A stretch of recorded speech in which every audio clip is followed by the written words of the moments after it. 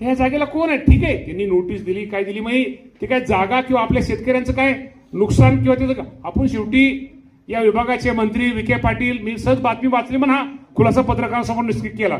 ते काहीतरी केलं, आम्ही स्वतः भेटलो आणि त्यांना सांगितलं ठीक आहे, तुम्हाला शहरातल्या जागा वगैरे तुमचं अतिक्रमण तिथं ठीक आहे, इथं गाळपेर जमीन शेतकरी जमिनीला कशा तुम्ही हात लावता? त्यामुळे शेतकऱ्यांच्या जमिनीच्या बाबतीमध्ये निश्चित प्रकारे आपल्या माध्यमातून मी सगळ्या शेतकरी बांधवांना सांगतो की तुमच्या उजनी बॅकवॉटरच्या गाळफेर जमिनी, मला वाटतं अभिजित भाईंनी पण तो पाठीमाग प्रश्न मांडला होता, या बाबतीमध्ये राज्याचे जलसंपदा मंत्री विखे पाटील साहेबांबरोबर आपली मिटिंग लावली जाईल. त्यामुळे शेतकऱ्यांनी अजिबात त्या गोष्टीची कुठली काळजी करू नये, कारण ती बातमी आज वाचली म्हणून मी त्याचा खुलासा मुद्दाहून तुम्हाला करतोय. आणि त्यामुळं बाबांनो आज कार्यक्रम खूप चांगला आहे. तुम्ही नाव आपलं स्वाभिमान दिलेलं आहे. ॲम्ब्युलन्स मगाशी उद्घाटन आपण केलेलं आहे, त्यामुळे ॲम्ब्युलन्स चांगलं तिथं ठेवा. चांगलं ॲम्ब्युलन्सच्या माध्यमातून शेवटी गोरगरिबाची सेवा हीच ताई ईश्वर सेवा असते. मी नेहमी म्हणतो कुठं लांब 1000-2000 किलोमीटर लोक दर्शनाला जातात, 2-2 किलोमीटर.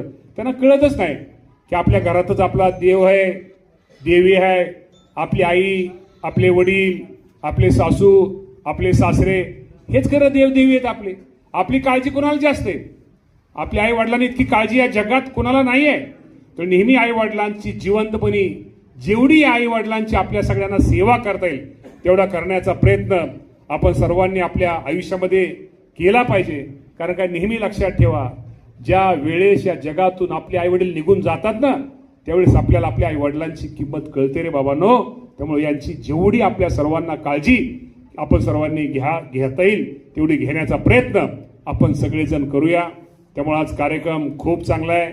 आज आमच्या महिला भगिनींना मला वाटतं साडी वाटप आहे ना दीपक, साडी वाटप आहे.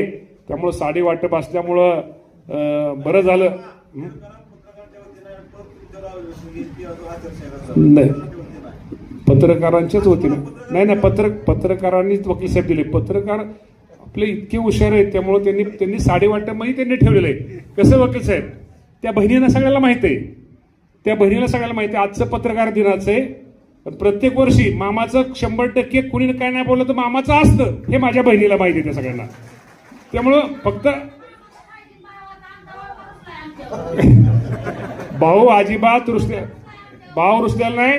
ती काय आपल्या घरात कसं असतं, बहीण असते ना, एखादी बहीण बर काय म्हणेल ती बहिणीसाठी दिल, पण एखादी बहीण कसं, सगळ्या बहिणी सगळ्या चांगल्या असतात, बहीण एक लय जास्त मायाची असते, मग ती काहीतरी भावाला सारखं टोचवती.